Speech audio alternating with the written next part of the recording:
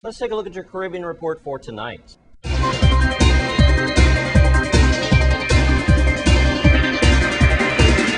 In your Caribbean report tonight, we start with downtown Brooklyn in New York City, where the annual Labor Day Parade celebrates the culture of the Caribbean islands. This year's parade rang out in gun violence, wounding 2 police officers and killing 3 people. Mayor Michael Bloomberg said this morning that he blamed illegal handguns for the shooting and said that federal officials have not yet had the courage to take steps to control gun use. Bullet fragments hit 1 police officer in the left arm and chest Monday night. He was hospitalized, but is expected to survive. Another officer was grazed by a bullet. 2 shooters were killed, along with a bystander, 56-year-old Dennis Gay, who was shot while sitting on a stoop with his daughter, nearby just 2 doors down from the exchange of gunfire. And in Trinidad, authorities in Trinidad and Tobago have extended a state of emergency by 3 months, citing the continued serious concerns since the measures were first imposed last month to dismantle gangs and decrease crime. During a rare Sunday sitting at Parliament to debate the extension, Prime Minister Kamla Persad-Bissessar said the state of emergency has prevented a criminal uprising of untold proportions. The state of emergency has worked, Persad-Bissessar told House representatives, who extended the measure until December because they agreed that the crime crackdown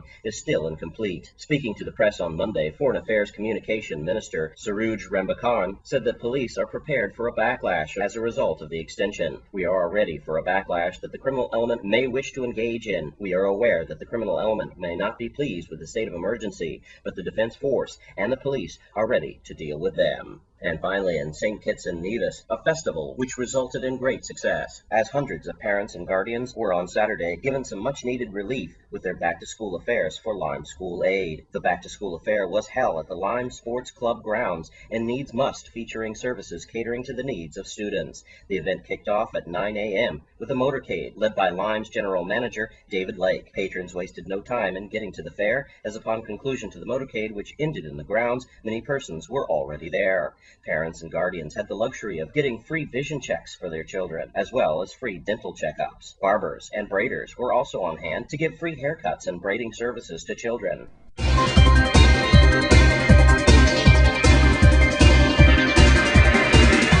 And that's your Caribbean report for tonight. Well, the Frederiksted Museum has announced their fall schedule. Let's take a look. Greetings. My name is Evelyn Pena Felix.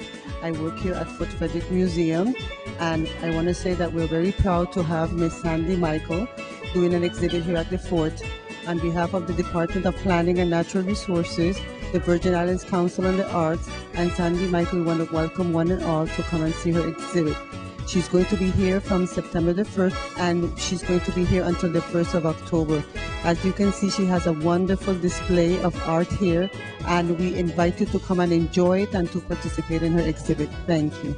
Good day, my name is Sandra Michael, and what you're looking at here is cultural arts created by me. I'm keeping culture alive through arts and crafts, doing masqueraders and the makajumbis.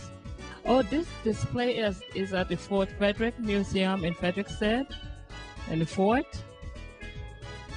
And it is going to be up until the end of September. Most of them named after my grandchildren, because I want them all to keep the culture alive. I want the listening audience and the visual audience to know that this display is done through a grant from VI Council of the Arts.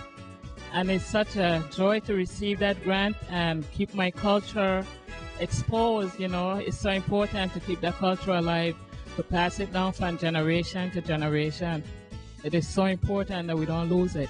Lots of great events coming up from the Frederiksted Museum. When we come back from this break, your Sports 411. Stay with us.